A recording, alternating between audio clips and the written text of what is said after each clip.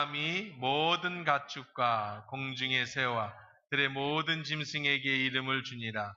아담이 돕는 배필이 없으므로 여호와 하나님이 아담을 깊이 잠들게 하시니 잠들매 그가 그 갈빗대 하나를 취하고 살로 대신 채우시고 여호와 하나님이 아담에게 취하신 그 갈빗대로 여자를 만드시고 그를 아담에게로 이끌어 오시니 아담이 이르되 이는데 뼈 중에 뼈요 살 중에 살이라 이것을 남자에게 취하였은즉 여자라 부르리라 하니라.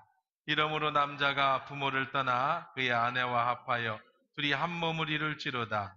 아담과 그의 아내 두 사람이 벌거벗었으나 부끄러워하지 아니하니라. 아멘. 할렐루야. 좋으신 하나님, 이 시간에 말씀 속에서 주시는 귀한 은혜가 하나님의 음성으로 들려지게 허락해 주옵소서. 예수님의 이름으로 기도합니다. 아멘. 가정의 달 말씀, 지난주에 이어서 두 번째 행복한 가정의 5가지 원칙에 대한 말씀을 나누려고 합니다. 우리가 지난주에 5가지 중에 2가지 말씀드렸어요. 첫째는 힘써 지켜야 한다. 가정은 지키는 거다. 그랬습니다. 두 번째는 서로 인정하라. 그랬죠. 그대로 받아들여야 된다. 2가지 말씀을 드렸어요. 제가 성경을 한 권 샀습니다. 목사가 성경 사는 게 뭐 대단한 거라고. 근데 새로운 성경이라서 한 권 샀어요. 유진 피터슨이라고 하는 미국 장로교회 교수이고 목사이신 분이 아주 유능한 학자입니다. 그분이 성경을 현대어 성경 메시지, 오늘의 메시지로 번역을 했어요. 그리고 많은 교수들과 성경학자들의 검증을 거쳐서 이제 메시지 성경이라는 책을 새로 발간을 했습니다. 나온 지는 한 7, 8년 정도 됐습니다. 저도 이 책을 이제 사서 이게 이제 신약 성경만 이만큼이고요. 구약은 4권에서 5권이면 부피가 굉장히 큽니다. 저도 이 책을 사서 읽었는데 아주 굉장히 재미있게 그리고 쉽게 풀어놓아서 굉장히 신선한 하나님의 말씀하고 벗어나지 않지만 오늘 우리들의 말씀의 언어로다가 여러분 성경 일독하시는데 어려우신 분들이 있으면 좀 분량은 많습니다면은 이걸 한번 구입하셔서 읽으셔도 쉽게 읽으실 수 있을 거고 또 성경을 몇 독 하시거나 성경에 대해서 잘 아시는 분들은 이걸 또 읽으시면 새로운 인사이드를 또 말씀을 통해서 배우실 수 있습니다. 아이들 이게 한 중학교 졸업한 정도 수준이면 다 이해할 수 있을 정도로 아주 쉽게 성경을 표현해 놔서 굉장히 도움이 되는 그런 책이더라고요. 그래서 저도 이제 사자마자 마태복음을 바로 그 자리에서 이렇게 쭉 다 읽었습니다. 읽는데 오늘 이 말씀을 준비하면서 읽은 건 아니었는데 이 말씀을 통해서 하나님이 생각하는 가정에 대한 말씀을 한번 다시 새롭게 인사이트를 얻은 말씀이 있어서 한번 나눠보려고 합니다. 마태복음 19장 3절 말씀을 한번 개정판, 우리 말씀을 한번 읽어보고 어떤 차이가 있는가를 한번 제가 설명을 해드려 볼게요. 마태복음 19장 3절부터 한번 여러분 찾으셔서 제가 읽어드릴 테니까 한번 눈으로 한번 따라서 한번 읽어보십시오. 마태복음 19장 3절 말씀부터입니다. 가정에 대해서, 부부에 대해서 예수님이 하신 말씀이에요. 제가 읽어드릴게요. 바리새인들이 예수께 나와 그를 시험하여 이르되 사람이 어떤 이유가 있으면 그 아내를 버리는 것이 옳으니까 예수께서 대답하시되 사람을 지으시니가 본래 그들을 남자와 여자로 지으시고 말씀하기를 그러므로 사람이 그 부모를 떠나서 아내에게 합하여 그들이 한 몸이 될지라 하신 것을 읽지 못하였느냐. 그런즉 이제 둘이 아니요 한 몸이니 그러므로 하나님이 짝지어 주신 것을 사람이 나누지 못할지니라 하시니 여짜오되 그러면 어찌하여 모세는 이혼 증서를 주어서 버리라 명하였나이까. 예수께서 이르시되 모세가 너희 마음의 완악함 때문에 아내 버림을 허락하였거니와 본래는 그렇지 아니하니라. 내가 너희에게 말하노니 누구든지 음행한 이유 외에 아내를 버리고 다른 데 장가드는 자는 간음함이니라. 제자들이 이르되 만일 사람이 아내에게 이같이 할진대 장가들지 않는 것이 좋겠나이다. 예수께서 이르시되 사람마다 이 말을 받지 못하고 오직 타고난 자라야 할지니라. 어머니의 태로부터 된 고자도 있고 사람이 만든 고자도 있고 천국을 위하여 스스로 된 고자도 있도다. 이 말을 받을 만한 자는 받을지어다. 이 말씀이 이제 예수님이 결혼에 대한 말씀입니다. 이거를 메시지 성경으로 제가 한번 읽어드릴게요. 그렇다고 여러분 이것만 성경을 읽으시면 안 됩니다. 이거는 성경을 이게 도와주는 성경이지 이 말씀이 다 맞다는 건 아니에요. 왜냐하면 이거는 이제 현대어로 풀어준 겁니다. 어쨌든 제가 한번 이 같은 본문 마태복음 19장을 메시지 성경으로 한번 여러분들에게 읽어드려 볼게요. 하루는 바리새인들이 그분을 귀찮게 했다. 무엇이든 이유만 있으면 남자가 아내와 이혼하는 것이 율법에 맞습니까? 예수께서 대답하셨다. 너희는 창조주께서 본래 남자와 여자를 서로를 위해 지어주신 것을 성경에서 읽어보지 못했느냐? 그러므로 남자는 부모를 떠나 아내와 굳게 맺어져 한 몸이 된다. 더 이상 둘이 아니라 한 몸이다. 남자와 여자의 이 유기적인 연합은 하나님께서 창조하신 것이다. 그러니 누구도 그들을 갈라놓아서 그분의 작품을 모독해서는 안 된다. 그들이 반박하며 쏘아붙였다. 그렇다면 모세는 왜 이혼 증서와 이혼 절차에 대한 지침을 주었습니까? 예수께서 말씀하셨다. 모세는 너희의 사악한 마음을 염려하여 이혼을 규정했지만 그것이 하나님의 처음 계획은 아니다. 너희는 처음 계획을 따라야 한다. 만일 너희가 정숙한 아내와 이혼하고 다른 여자와 결혼하면 너희는 간음죄를 짓는 것이다. 다만 배우자가 간음을 저지른 경우는 예외다. 예수의 제자들이 이 의를 달았다. 그것이 결혼의 조건이라면 우리는 막막합니다. 어쩌자고 결혼을 하겠습니까? 예수께서 말씀하셨다. 누구나 다 결혼 생활을 할 만큼 성숙한 것은 아니다. 결혼해서 살려면 어느 정도 자질과 은혜가 필요하다. 결혼은 모든 사람을 위한 것이 아니다. 나면서부터 결혼에 일절 관심이 없는 사람도 있다.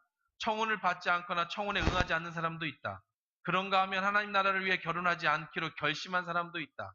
그러나 너희가 성숙하여 결혼의 큰 뜻을 이룰 수 있겠거든 그렇게 하여라. 이게 이제 우리의 개정 개혁판과 이 메시지 성경이 이렇게 조금 번역의 다른 모습입니다. 근데 제가 이 말씀을 읽으면서 그냥 말씀을 준비하며 읽으려고 한 게 아니라 마태복음 읽다가 이 메시지 성경에서의 말씀을 통해 인사이트를 하나 얻었습니다. 이게 뭐냐면 이렇게 얘기를 했어요. 예수님께서 말씀하셨다. 누구나 다 결혼 생활을 할 만큼 성숙한 것은 아니다. 예수님은 우리들이 결혼을 모든 사람이 다 결혼할 만큼 자격을 갖췄다고 얘기하지 않는다는 거예요. 자, 계속해서 볼게요. 결혼해서 부부가 살려면 어느 정도 자질과 은혜가 필요하다. 은혜가 필요하다. 살아보니까 그렇지 않습니까? 결혼 생활을 유지하는 건 은혜가 필요해요. 그리고 어느 정도 인격적 성숙이 있어야 결혼 생활을 유지할 수가 있다. 성경 말씀이 그러더라고요. 그러면서 또 이렇게 있어요. 그러니까 제자들이 말했어요. 그러면은 우리는 어떻게 결혼하지 말라는 겁니까? 자, 그래서 예수님이 하신 말씀이 그러나 너희가 성숙하여 결혼의 큰 뜻을 이룰 수 있겠거든 그렇게 하라.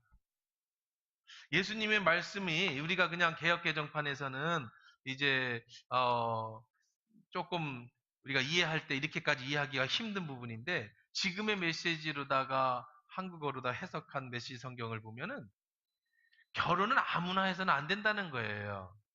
그냥 생각 없이 해서는 안 된다는 거예요. 남녀가 눈 맞아서 살고 싶어서 결혼해서는 안 된다는 거예요. 결혼하려면 성경대로 예수님대로라면 자격증을 좀 받아야 된대. 자격증. 결혼하기 전에 인격적으로 검증도 돼야 되고 어느 정도 결혼에 대한 교육을 받고 결혼을 해라. 근데 우리는 그런 거 안 하죠. 그렇죠? 우리는 결혼을 힘들어합니다. 못합니다. 얼마나 힘드냐면요. 해외 토픽에 나왔어요.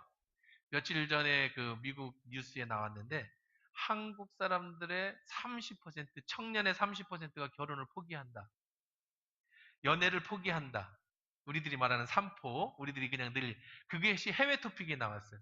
전 세계에서 연애를 못하고 결혼을 포기하는 나라가 우리나라밖에 없다는 거예요.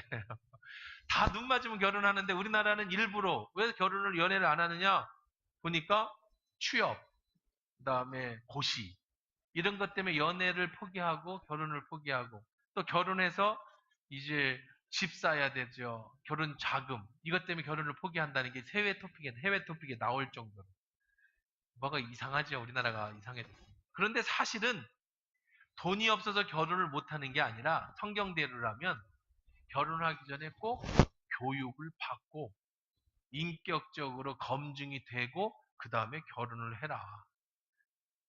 돈이 없어도 그냥 둘이서 단칸방에서 사골세로 시작을 해도 영적으로 내면적으로 서로가 교육이 되고 훈련이 되고 결혼을 해야지.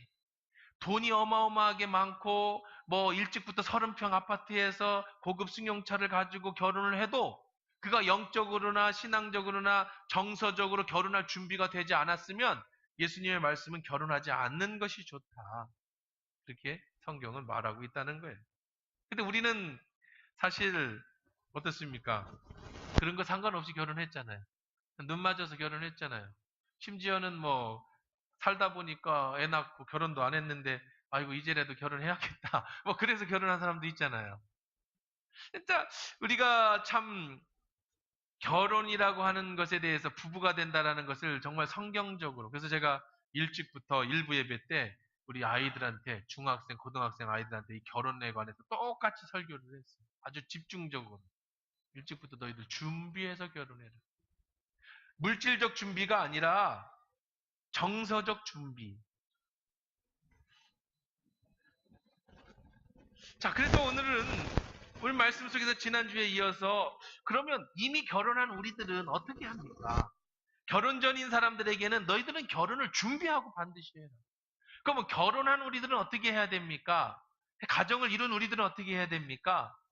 배워라. 하나님이 원하시는 가정, 하나님이 원하시는 부부, 하나님이 원하시는 그 삶을 말씀을 통해 배우라는 거예요. 그래서 지난번에 2가지를 말씀드렸고 오늘 나머지 3가지를 말씀드리려고 합니다. 세 번째, 행복한 가정의 5가지 원칙 중에 3번째 원칙은 싸움의 기술을 익혀라. 싸움의 기술을 익혀라. 한번 따라해 봅시다. 싸움의 기술을 익혀라. 결혼 생활을 하는 행복한 가정을 만들려면 싸움을 잘해야 돼요. 여러분, 싸움은 왜 합니까? 화가 나서 그러죠? 분노가 나지 않습니까? 이게 분노는요, 우울증과 염려, 불안의 씨앗이에요. 우리가 분노가 나요. 그래서 야고보서 1장 20절에서는 사람이 성내는 것이 하나님의 의를 이루지 못한다 그랬어요.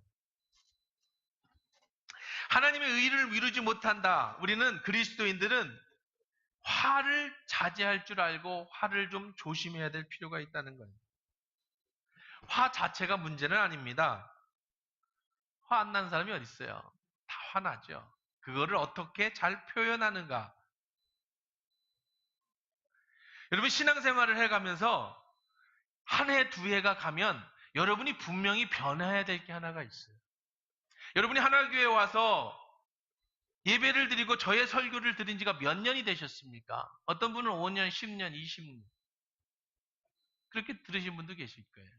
그럼 분명한 거는 여러분이 변해야 된다는 거예요. 오늘 스승의 주간이라서 오늘 스승의 날 선생님들한테 선물도 드렸어요. 누군가가 배워주는 선생님이 있어야죠. 지난 15일이 스승의 날이었어요. 근데 제가 이제 월요일 날 중국 갔다가 화요일 날 돌아와서 세미나를 하는데 이제 같은 방을 쓰는 이제 목사님 4분이서 한 방을 썼어요.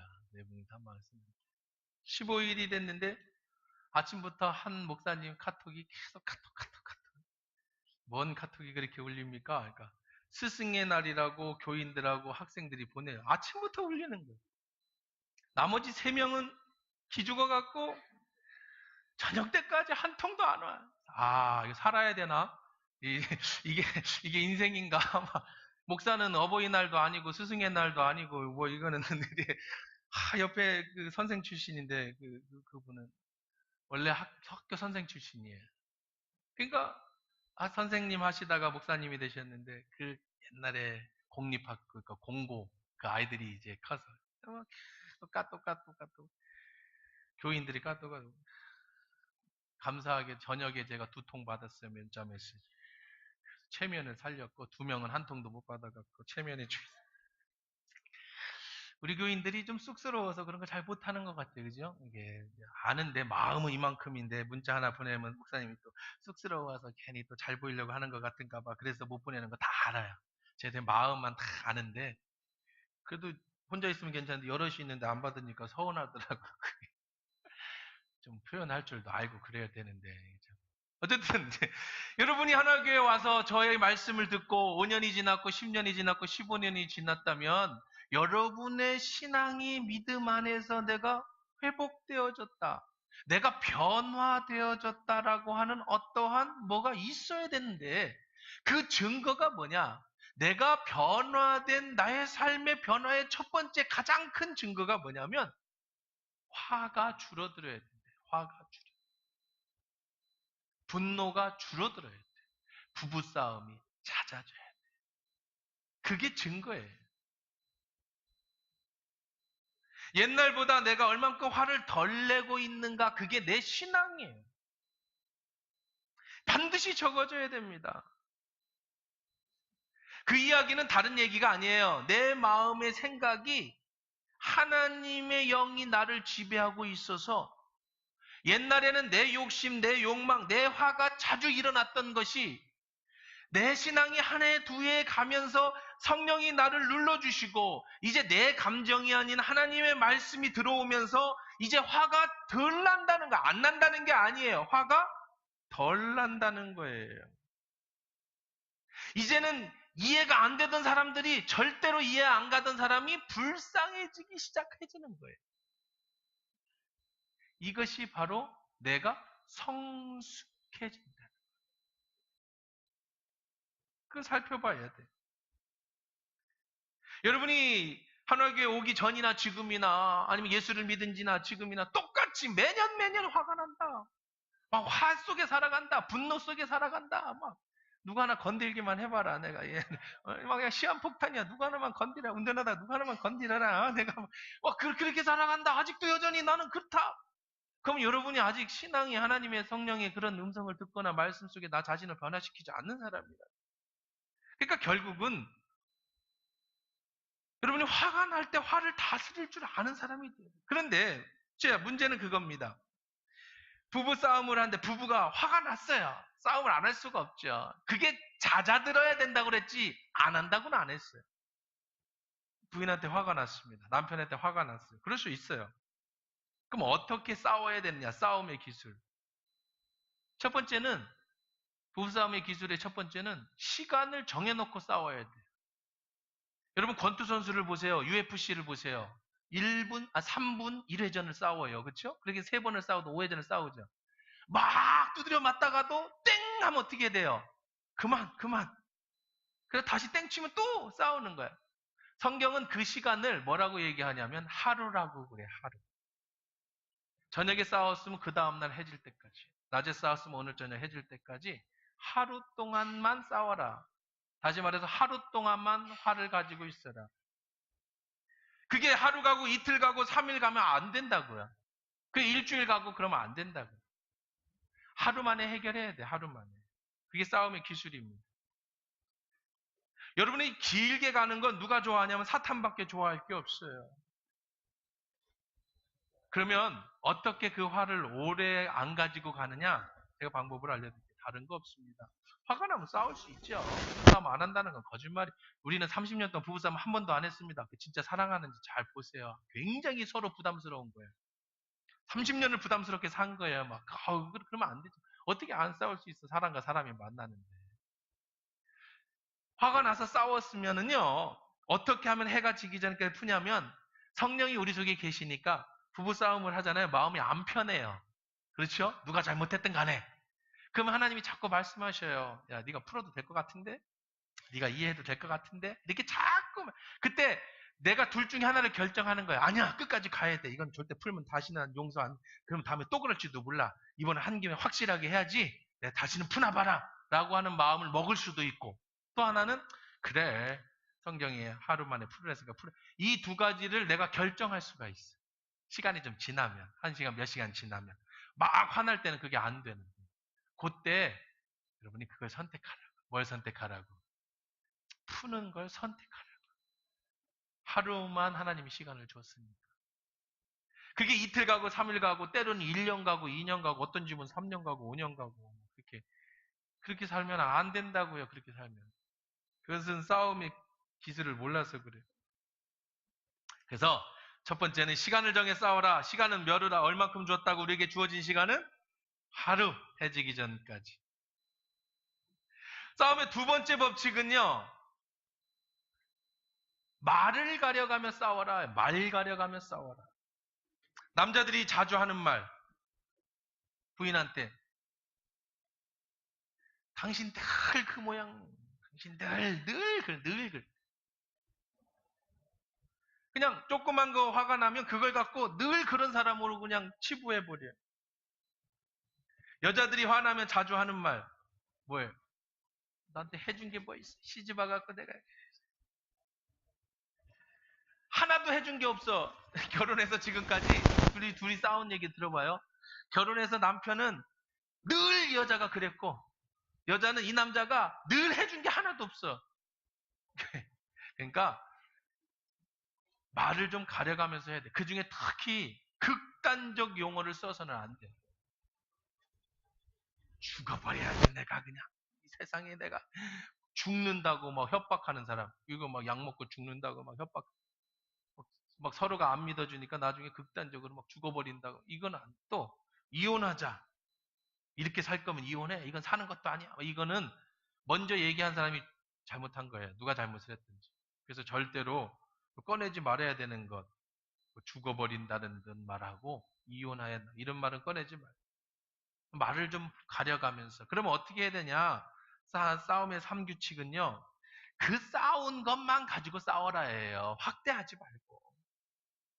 남편이 늦게 들어온 것 갖고 싸웠으면 오늘 늦게 들어온 것만 갖고 싸워. 늘 늦게 들어온 거 옛날 거 갖고 싸우지 말고. 그 주제만 탁 제한시켜요.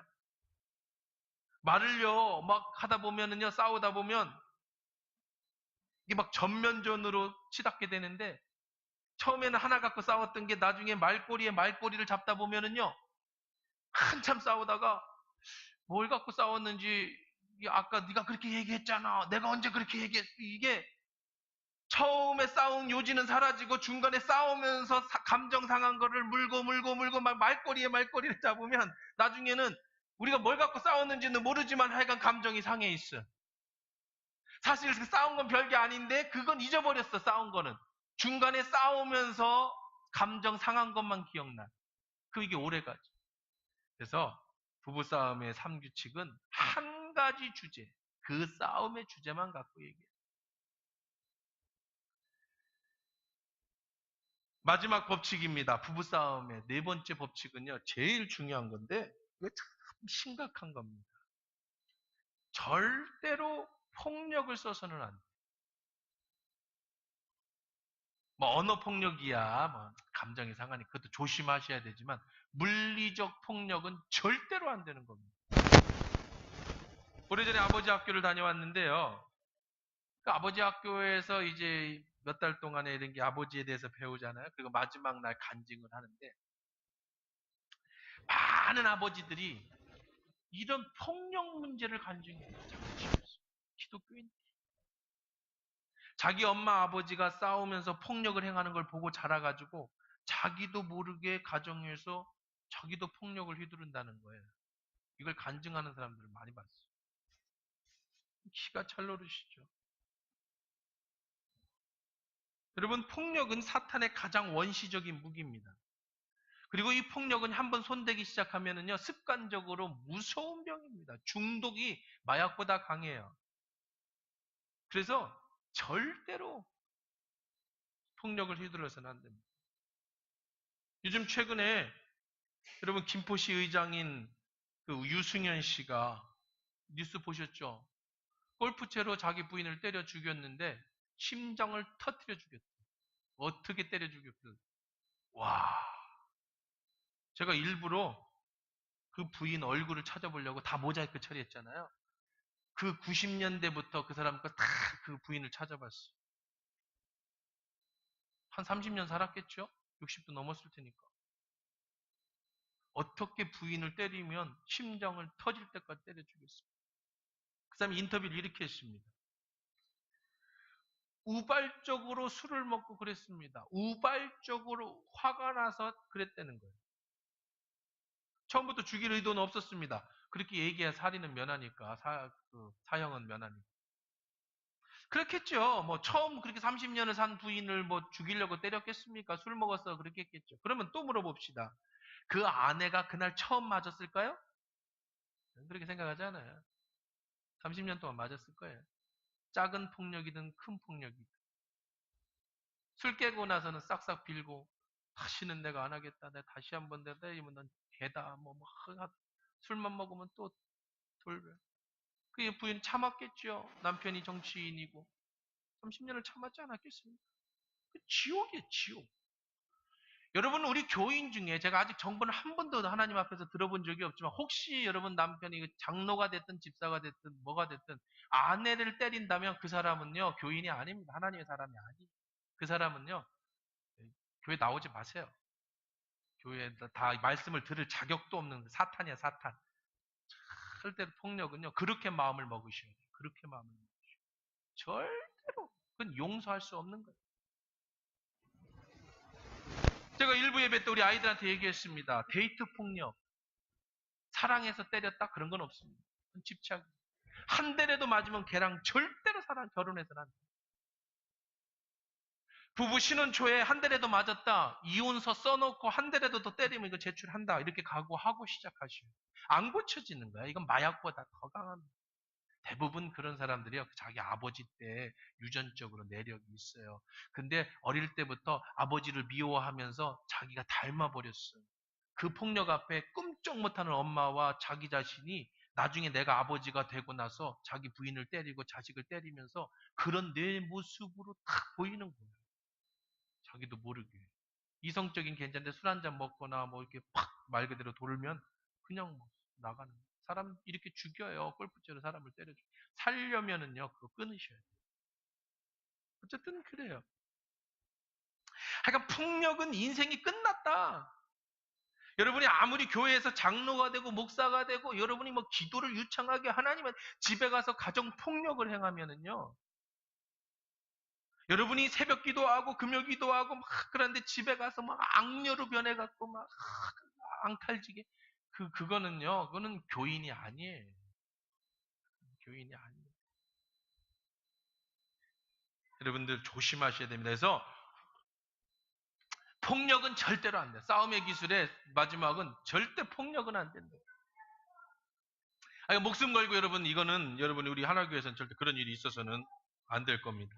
네 번째, 행복한 가정의 인간관계 네 번째는 따라해 봅시다. 칭찬을 자주 하라. 네, 이게 저도 잘 힘들어요. 저도 저 아내한테 칭찬하기가 참 어려운데, 근데 저도 노력하고 여러분도 노력하셔야 된다는 거예요. 행복한 부부가 되려면요, 상대방을 위해 칭찬을 많이 해줘야 됩니다. 칭찬과 격려가 행복의 보약이에요. 여러분, 남편을 바꾸는 제일 좋은 방법은 기도고요. 기도 다음으로 여러분이 하는 건 칭찬하는 거예요. 예를 들면 남편이 맨날 양말을 거꾸로 벗어서 20년 동안 양말을 거꾸로 벗었다. 20년 동안 잔소리를 했다. 남편이 안 고쳐진다. 그건 안 고쳐지는 거예요. 근데 그걸 고치는 방법이 있어요. 어느 날 실수로 안 뒤집어서 벗은 날 칭찬해. 이제 드디어 내 말을 들어주는군요. 참, 난 그래서 당신이 너무 좋아요. 너무 고마워요. 그래봐요. 그다음부터는요, 실수를 해도 안 뒤집어요. 꼭 핍니다. 남자는요, 아주 단세포예요. 아주 간단합니다. 부인이 인정만 해주면, 그냥, 그게 남자예요. 그 잔소리 해보세요. 오기를 해도 뒤집어, 오기를 해도. 해병대 구호가, 이런 구호가 있어요. 나를 알아주는 사람을 위해서는 내가 목숨을 바친다. 이게 해병대 구호입니다. 적이 됐든 누가 됐든 나만 알아봐주면 남자는요. 나만 알아봐주면 목숨을 바치는 게 남자예요. 근데 여자가 그걸 몰라요. 바가지로 바꾸려고 그래요. 잔소리로 바꾸려고 그래요. 남자는 죽었다 깨어나도 바가지 잔소리로는 절대로 바뀌는 법이 없어요. 뭘로 바뀌느냐? 칭찬으로 바뀌어요. 당신밖에 없어. 이 말 한마디에 남자가 정신이 바짝 드는 거야. 생각해 보세요. 지금의 맞벌이들이 많지만 300만 원, 400만 원을 벌어다 줘도 쥐꼬리 같은 월급 카드값 내면 나 뭐 어떻게 애들 어떻게 할 거야 요번에 막 그래 보세요. 그러면 월급 갖다 주는 날 한숨이 푹 나오는데 술집 가서 여자한테 10,000원만 줘도요. 오빠 너무 이쁘다 멋있다 막 어디로 가고 싶겠어요 퇴근하고 300만 원을 갖다 줘도 바가지 긁는 집을 가고 싶어서 돈 10,000원에 정말 우쭐해주는 데를 가고 싶겠어요. 남자 바꾸는 건 다른 거 없어요. 여자들이 그걸 잘 못하는데 그냥 칭찬해요. 칭찬으로 바꿔요. 남자들도 마찬가지죠. 부인이 밥 해주면 두 가지밖에 없대요. 평가는. 맛있다. 다음이 뭔지 아세요? 정말 맛있다. 이거밖에 오늘 반찬이 별로면 맛있네. 그 말은 무슨 뜻이에요? 이제 간이 너는 30년을 왜 간을 아직도 못 맞추냐 이 뜻이야. 아우 맛있네 이거는.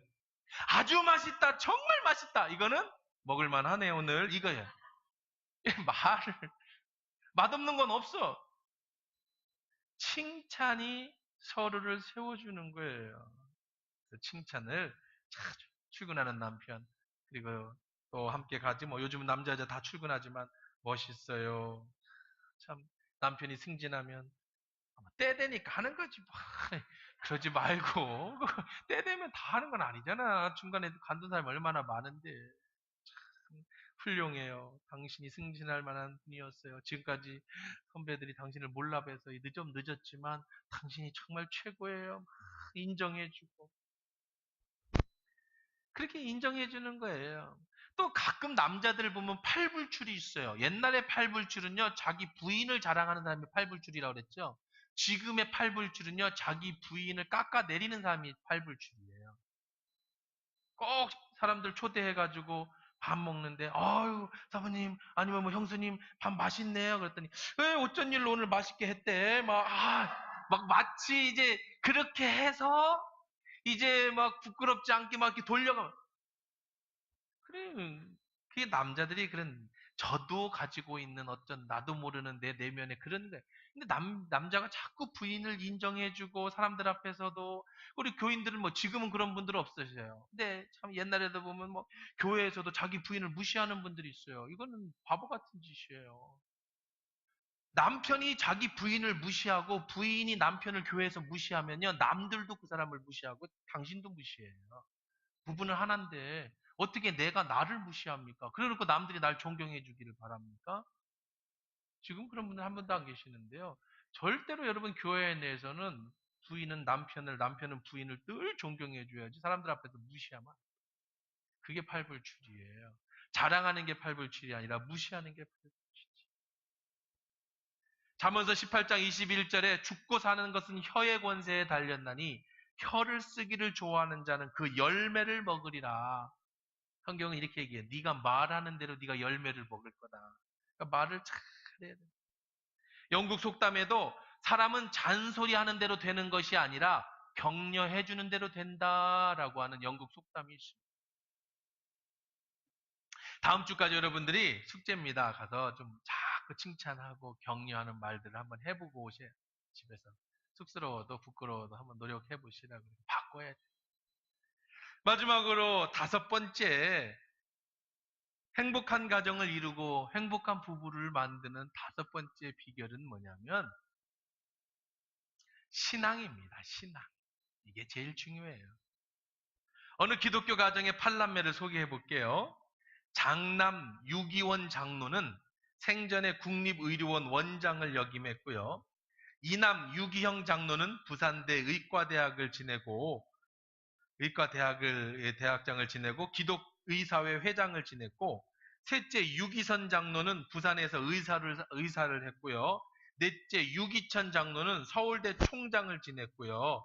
평생 모은 재산 30억을 모교 장학금으로 기탁한 그런 역사가 있습니다. 그리고 이제 딸 중에 첫째 딸 유기옥은요. 누가병원 원장을 지냈고 차녀 유기숙은 국무총리를 지낸 바 있는 이한빈 박사의 부인이자 숭실대 총장을 지냈습니다. 그의 가문의 3대에 걸쳐서 그 본인 아들 손자까지 배출된 의사와 약사가 26명인데 이들이 그냥 조그만 교회 그 병원 의사가 아니라 한국 의학계 중요한 역할을 한 사람들이랍니다. 한 집에서 3대에 26명의 의사 약사들이. 자, 이 아버지가 누구냐? 아들은 모두 장로를 만들었고요. 또, 그렇게 훌륭하게 키운 아버지가 누구냐?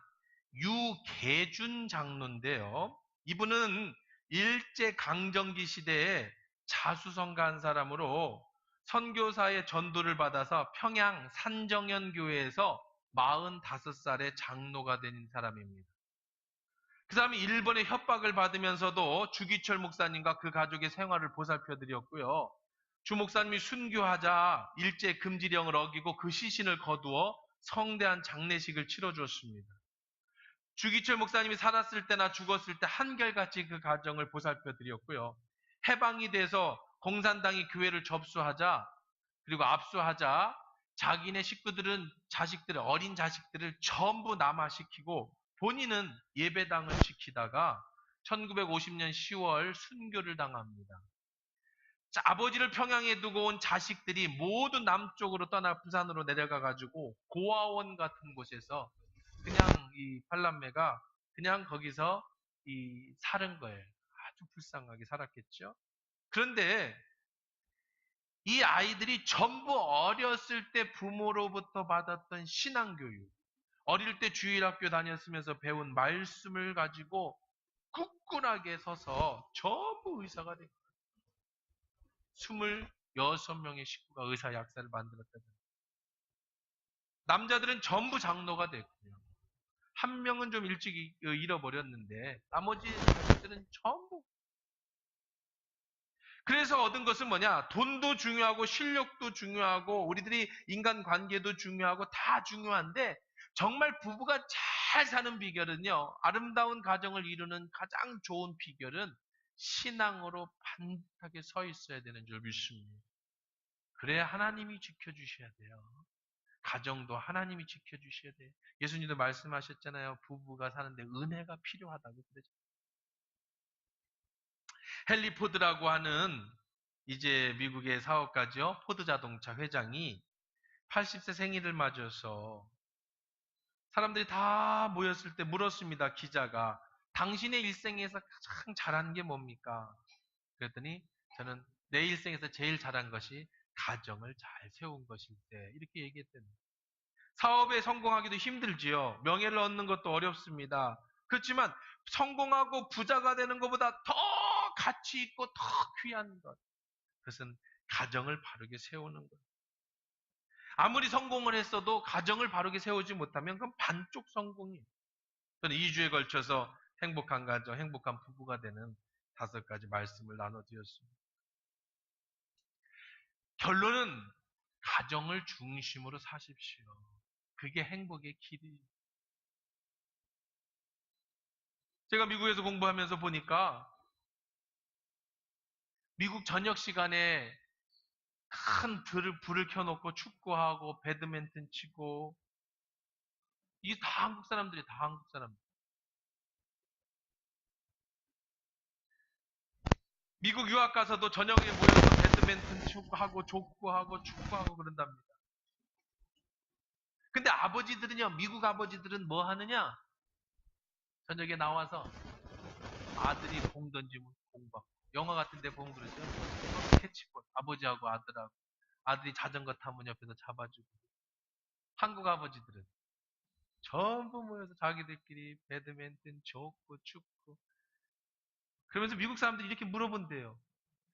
한국 사람들이 이혼을 많이 하는가 보네요. 가정이 없나 봅니다. 우리도 이렇게 바뀌어야 됩니다. 나라도 그렇게 자꾸 교회부터 바뀌셔야 돼요. 가정을 우선으로 두셔야 돼요. 가정을 우선. 며칠 전에 제 딸이 영화를 보자고 꼭 봐야 된다 해서 영화를 하나 틀어서 봤는데요. 거기 이런 내용이에요. 미국인이 우주 우주선을 만드는데 러시아에 뒤졌어요. 러시아가 먼저 쏘았어요. 그랬더니 그 대장이 하는 소리가 확 혼을 내키는 거야. 이거 이래서 되겠냐고 미국이. 그러면서 다들 오늘 야근해. 그랬더니요 거기 있는 모든 사람들이 다 전화기를 들고 나 오늘 늦게 들어가. 전부 전화기를 들고 나 늦게 간다. 이게 당연한 거라는 거예요. 집에 오늘 늦게 들어간다는 걸 부인한테 보고를 해야 돼. 오늘부터 야근이니까. 우주 발사를 해야 되는데 러시아보다 늦어서. 그걸 보면서 그게 한 30년, 40년 전 배경 얘기 영화겠죠. 50년 전 배경 로켓 떴어요. 이미 서구는 기독교 문화로 들어간 모든 나라들은요. 기독교 문화가 들어간 나라들은 전부 가정 중심입니다. 그것이 예수님의 말씀이기 때문에 그래요. 이제 우리나라에 기독교 120년 들어왔습니다. 이제 3대, 4대. 우리도 이제 가정으로 돌아가야 돼요. 이것이 성경적인 것이고 예수님의 말씀이에요. 가정이 행복할 때 인생의 행복을 느끼는 거죠. 포도 회장이 말한 것처럼 가장 잘하는 것이 가정을 잘 세우는 거예요. 여러분도 하나님 앞에 설 때 여러분이 죽기 전에 내가 제일 잘한 게 뭘까를 찾아볼 때 가정을 잘 세우고 자녀를 잘 키우는 그것이라고 여러분이 얘기할 수 있기를 주의 이름으로 축원합니다. 가정이라는 게 지난주에도 말씀드렸지만 꼭 3대가 같이 있고 아버지 이혼할 수도 있습니다. 사별할 수도 있습니다.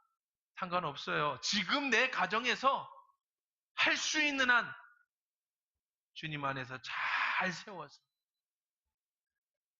제 앞에 칭찬 듣기를 주의 이름으로 축원합니다. 우리 같이 일어나서 기도하시죠.